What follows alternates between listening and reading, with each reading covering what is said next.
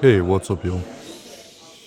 My name is Dennis Heil, and I am diagnosed with type 2 bipolar disorder with severe depression and high functioning autism. I've been living with bipolar disorder for over 30 years, 15 of which I spent undiagnosed. In 2009, I experienced a depressive psychotic break that led to my diagnosis of type 2 bipolar disorder. I would be diagnosed with autism a few years later. In my podcast, Bluntly Bipolar, I'm going to share with you my experiences and the hard lessons I've learned trying to find some peace and happiness in my life. I hope that by sharing my experiences, others can avoid learning these lessons the hard way. I'm not a mental health professional. All I am is a mental patient with a microphone. Listener discretion is advised.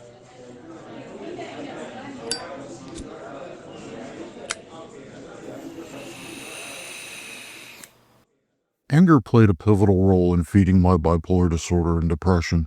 It made my life harder because it complicated social and emotional matters due to my high functioning autism. In this miniseries prefixed on anger, I will be exploring the role anger played in my mental wellness and how it was used as a weapon to manipulate me as a straight white man from a blue-collar working class background. This is episode 15. You don't ask a fish how to catch fish. Comedian Patrice O'Neal once made the observation that you don't ask a fish how to catch fish, you ask a fisherman, in regard to attracting and keeping a woman. It's a statement I've heard repeated in manosphere circles several times over as to why it's so important to act like a man and why you shouldn't listen to women. It's a joke that sounds like wisdom if you don't know anything about fishing. But hey, the man was hustling sandwiches instead of learning how to type. I can't fault him for that. He had to get that bread and lunch meat and cheese to put together a sandwich to sell to get that bread. So, you want to catch fish, do you? All right, what are we fishing for? Rainbow trout from a Canadian river? Catfish from a Louisiana bayou? What about a marlin in the open ocean or an alligator gar in the Amazon? What kind of bait do you use? Do you use live bait, a lure, a fly, a pouch of fresh roe? What about the water quality? Is the water clear so the fish can see the bait? Or is it muddy and filled with vegetation that you're going to pull up with every cast? Should you be using a bait scent so the fish can actually smell your bait instead of see it? What about hardware? Do you have the right tools for the job? Because that ultralight fishing rod that can handle about 5 pounds tops is a lot of fun for fishing for a half-pound panfish, but it's not so much fun for a 2,000-pound marlin that's going to snap it like a twig. And just to put a pin in this whole thing, consider this. What came first, the fish or the fisherman? Because if there are no fish, then there are no fishermen, right? How do you think the first fishermen learned how to fish? Yeah, they asked the fish, not directly, mind you, but by throwing out bait and trying different techniques. If they didn't catch anything, or they didn't catch the kind of fish they were trying to catch, they tried something else. In other words, they used emotional intelligence to understand the fish. If the fisherman tries something and it doesn't work, the fish is telling him, hey, this doesn't work for me, and he has to figure out a different approach. It's not the fish's fault if the fisherman can't catch fish. It's his fault for not adapting to new information and changing his technique by discarding that which does not work. It's just trial and error because the fish can't directly tell you with words. Except for one. Big mouth Billy Bass. But all he says is to take him to the river, which isn't incredibly helpful, but it's a place to start, I guess. But there is good news. You can actually ask women, and they'll even tell you. Because much like fish and men, women are not just one singular amorphous entity. Now, as of this writing, I'm 46 years old. I started bipolar cycling when I was about 12, and when I was about 14, I felt my first infatuation and limerence. As a high-functioning autistic kid, I had exactly zero understanding of how to handle that. My bipolar disorder was severe at the time, as it was emerging, and that added an additional level of emotional complexity to the entire issue. Long story short, it wasn't fantastic, and it contributed to my first suicide attempt because I couldn't make sense of what was going on in my head, among other things. I had a crush from afar that we had some classes together and knew each other, and one day I decided to write her a little love note, and it's honestly kind of funny thinking back on it. And as cringe as it would be, kind of wish I had a copy. Because what I can remember of it is I basically wrote a resume of skills, qualifications, and considerations of why she should date me.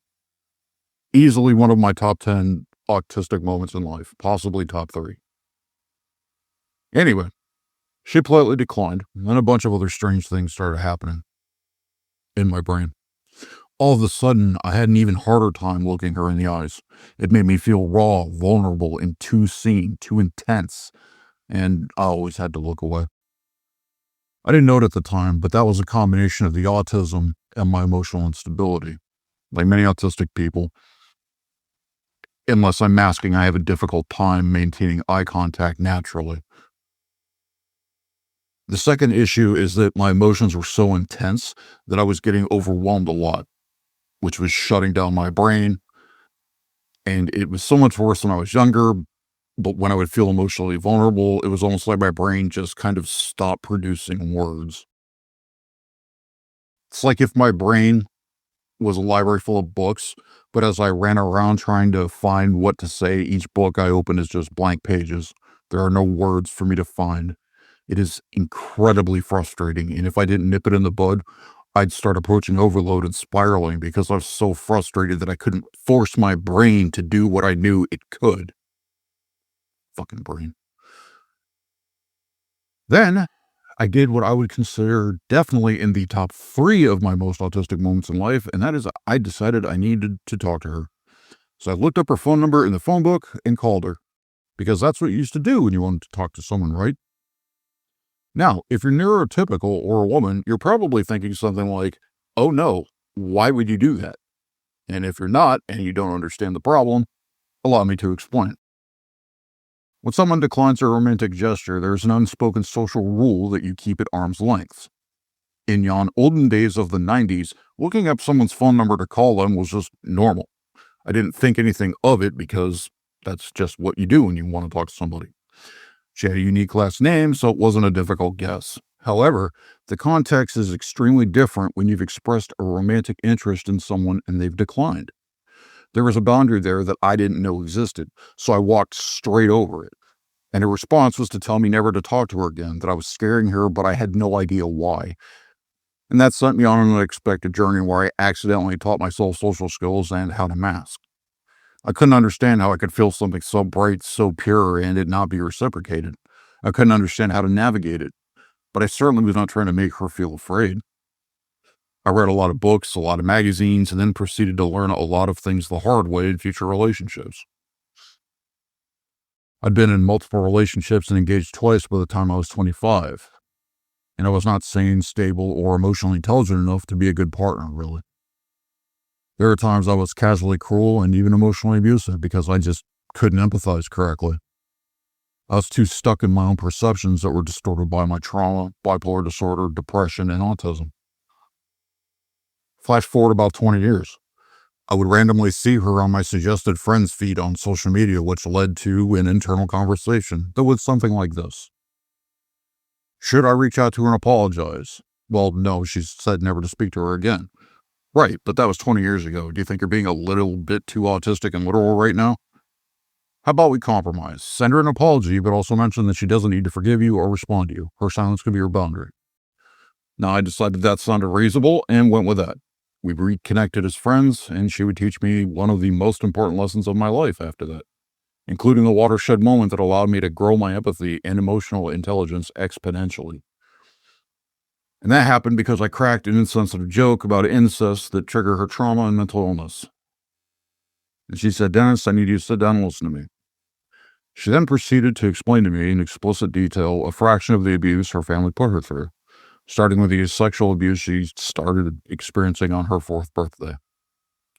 Up until that point, I wasn't really all that careful with my words or jokes.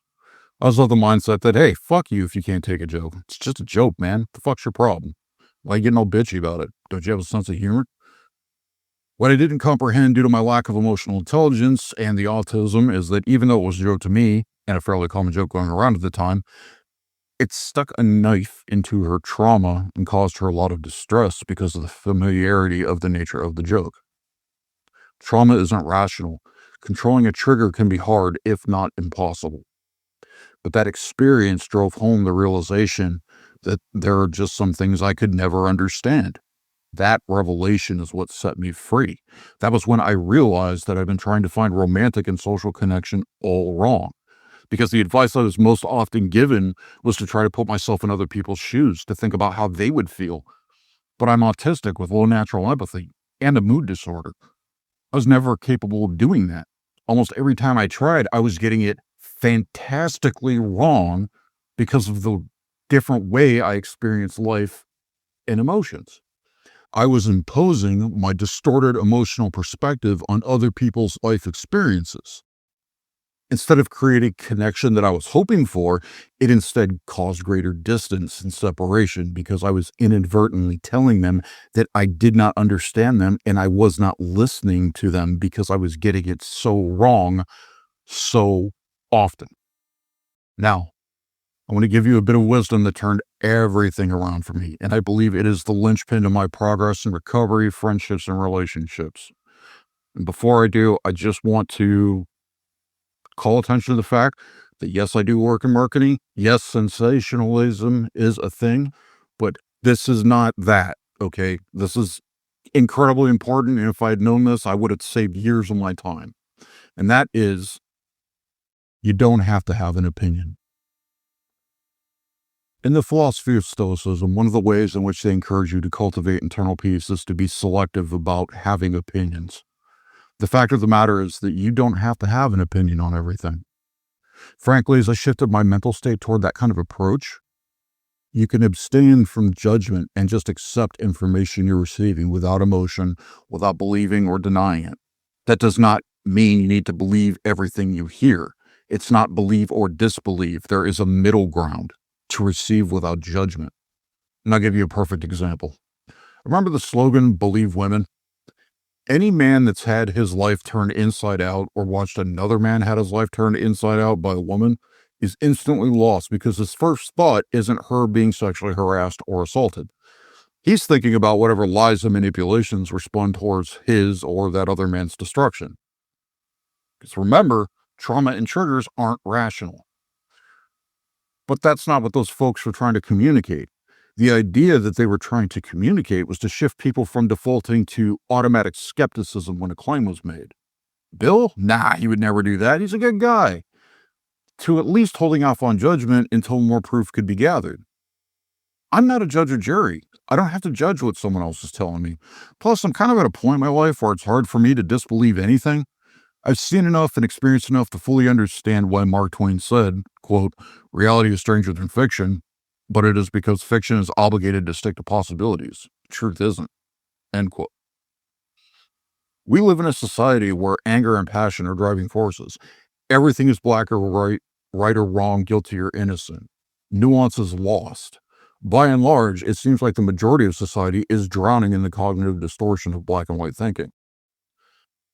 But the things that my ex told me about her abuse and her experiences made me realize that there was no possible way I could ever see the world through her eyes. It was impossible. I could not imagine being treated how she was by her family.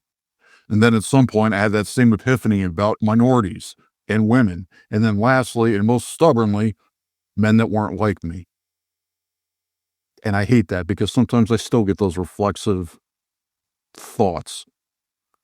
It pisses me the fuck off because it reminds me of the programming up to that point. Okay. As much as I struggled with feeling connected to people, I was making it worse for myself because I was just wrong way too often because of the way my brain interprets the world. That's all I had to relate to after all. And that was a hard habit to address because I genuinely wanted to understand and empathize with other people. I just had to accept that I couldn't do it in a typical way. I had to learn to accept that disability I have because of my autism. And there is a hell of a lot of that in social discourse of today, and especially between straight men and women. So many men, myself included, could not understand what women are telling us because we are filtering it through our own perceptions. And because our perceptions and wirings are so different, we regularly get it extremely wrong. For example, let's consider the male loneliness epidemic. As a former unethical marketer and copywriter, I can tell you with certainty that the male loneliness epidemic does not exist as advertised. The male loneliness epidemic is slanted or biased in its presentation to turn a real problem, a loneliness epidemic into anti-woman propaganda. In the show notes, I linked out to a fairly well-sourced article from Cosmopolitan explaining that women are about as lonely as men, but with some key differences in emotional relationships. And even if you don't want to believe studies or an article from Cosmo, which I completely understand, let's just think about it logically for a minute. If you have 100 men who can't find a relationship, then you're going to see a comparable number of women not in relationships, right? So why is it a male loneliness epidemic? Now, I talked about the sale of happiness back in episode 3, The Secret to Happiness, a lot more in depth. So I'm not going to go as deep about it here. But one of the most common ways to sell happiness is to hang an unattainable goal high in the sky, then tell them you could sell them a ladder to reach it. But the ladder that you sell them is never quite long enough. But in the case of the manosphere and those guys giving that kind of blanket advice, they're not just selling you a ladder, they're selling you a product that isn't even relevant. Then, when they fail, you tell them, hey, you're not using the ladder right. You messed it up. Buy this product, sign up for this mailing list, join this masterclass, and so on. This is the primary strategy of the manosphere. They portray themselves as fishermen, but are they?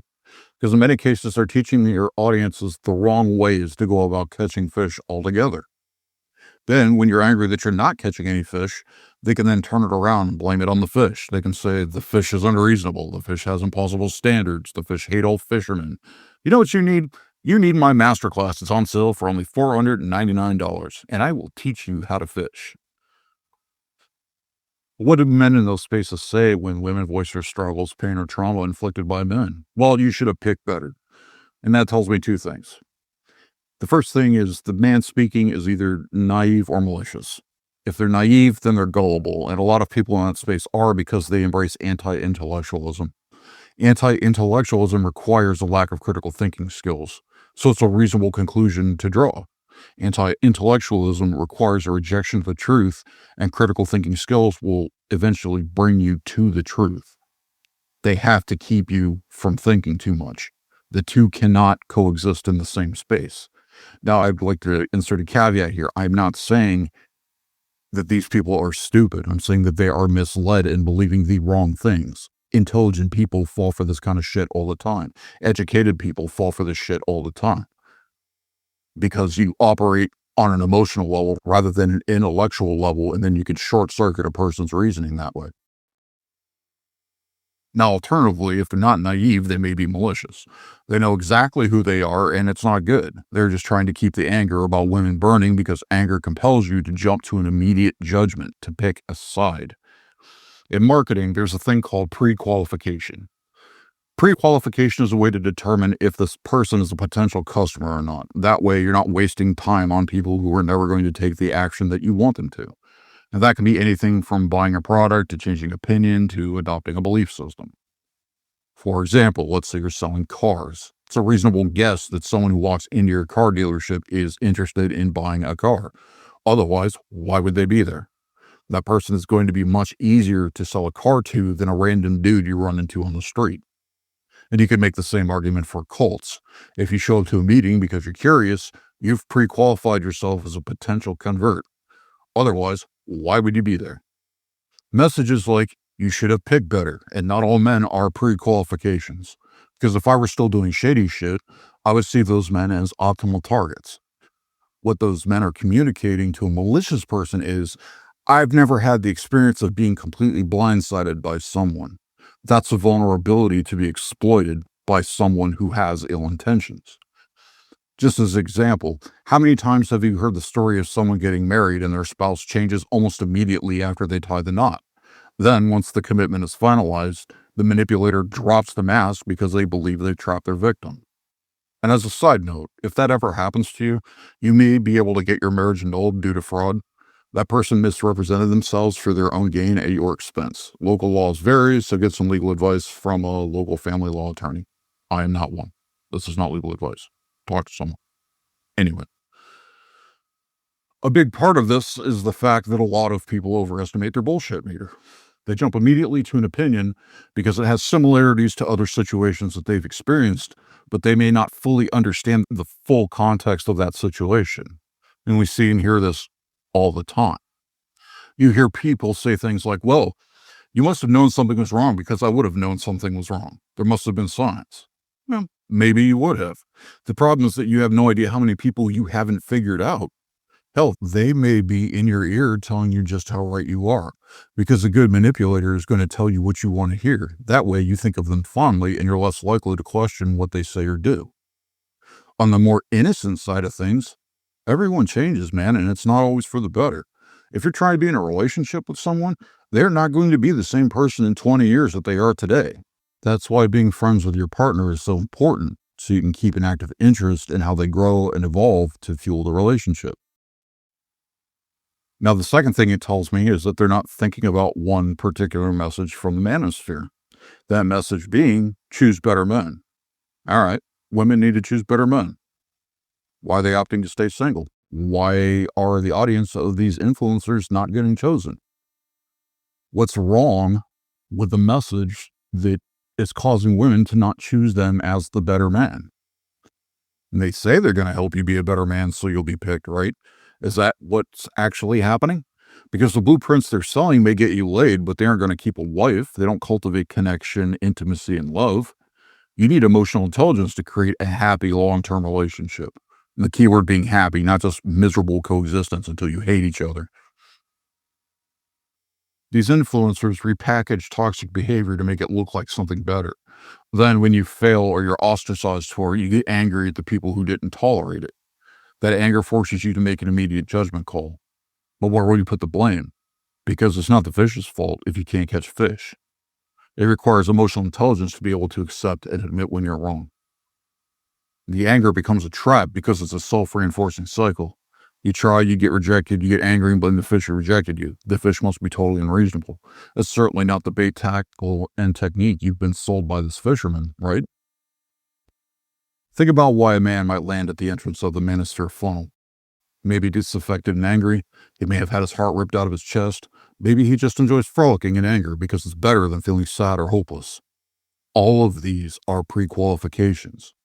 They allow influencers and marketers to make predictions about what they are likely to do, which allows the propagandists to basically steer you. Negative emotions, however, are not inherently bad to have. They are a signal that something is wrong, and your brain is trying to tell you to correct the issue. It's like a warning light going off on your dashboard because your car's fucking up. But the emotion itself isn't a solution. It's just a signal. You can't live there without destroying yourself in the process. Let me put it in a different context. When you feel hungry, your stomach is grumbling and you feel the need to satisfy the hunger. Hunger is the signal. So what happens if you just stay dwelling in the signal without doing anything about it? You'll starve to death, right? Now imagine I approach you with a smile on my face and I say, hey brother, I heard your stomach growling. Sounds like you're hungry, like you've been hungry for a long time. I really care about you and I want to see you recover and do better. You want this bottle of water? It'll help, but I'm going to need $3 for it. And that may sound reasonable if your perception is skewed from being so hungry for such a long time. You're desperate from the clawing feeling of an empty stomach. So you drink the water, but you're still hungry and starving because you needed food, not water. Then you keep emotionally starving until you become one of the 100 men in the United States that kills themselves every day. Did you know that white males account for about 68% of suicides in the United States? It's because we're emotionally starving, and we're just drinking water instead of eating. It's because the product that we've been sold all of our lives by society was defective from the start. It's only there to protect pedophiles and the rich. Time is the most precious thing they're stealing from you. You can never get more time. They fill your head with lies and misdirection, and the longer you sit in it, the longer it will take you to heal the damage. Now, I've been working on deconstructing, healing, and understanding myself for the better part of 16 years now, and I still have work to do. There was a period of time there where I was trying to understand my anger, where I would have a realization, and then it would just piss me off even more. Because how could I have been so fucking blind to the truth all that time?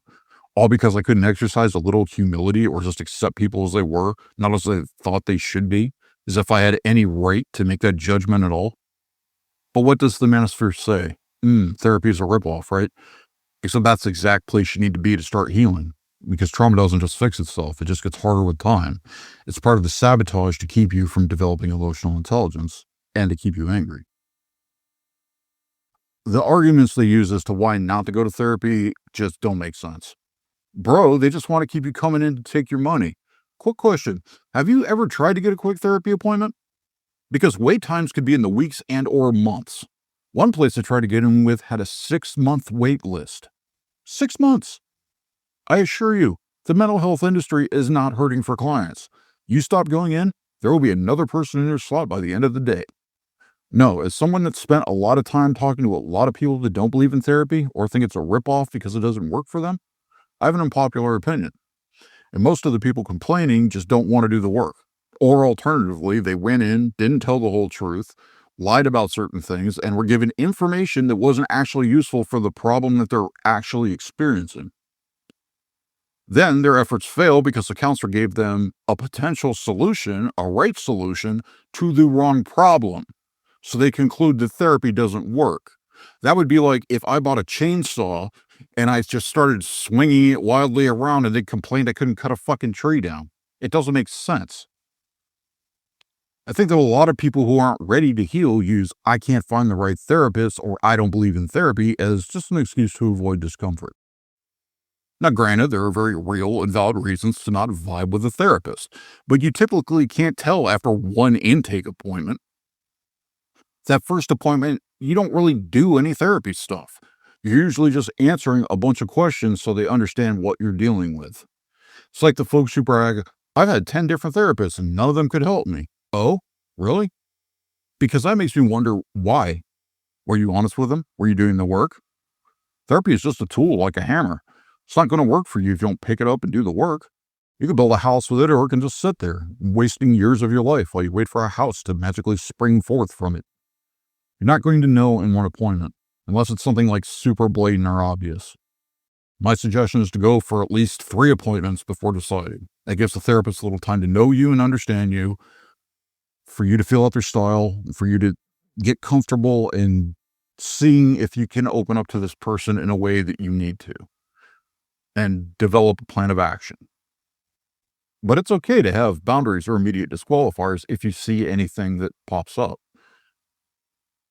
Like, I wouldn't go to someone that incorporated, like, one of my hard limits is that I would not see a therapist who leans on faith for mental wellness and well-being. Just pray about it. No, I'm sorry, man. With everything going on in the world, God's not answering my prayers. He's got more important things to do. I'm just some random asshole in the Midwest, not some kid getting brutalized somewhere. Now, personally, I've done a collective 5 years of talk therapy since my diagnosis in 2009, and it's helped a lot. I go back when I have a problem I can't figure out on my own, or I need an educated perspective, and then I put in the work. Most of the work you do from therapy doesn't happen in your office. It happens in your everyday life as you choose to challenge your unhealthy thoughts, patterns, and actions so that you can make a healthy change.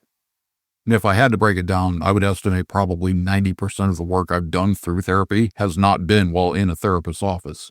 It's been in my everyday life. A lot of my mental deconstruction work happened while stocking shelves and unloading trucks. So if you're dealing with a lot of anger, loneliness, or depression, talk to a therapist. You can learn emotional intelligence and social skills if you're open to the idea that you could be wrong. But an open mind requires a lack of judgment, and that's not something anger can ever give you. If you're dealing with a lot of anger, loneliness, or depression, talk to a therapist. You can learn emotional intelligence and social skills if you're open to the idea that you could be wrong. But an open mind requires a lack of judgment, and that's not something anger can ever give you. Thank you for spending your time with me. Hit subscribe on your way out and share this with someone you might benefit from it.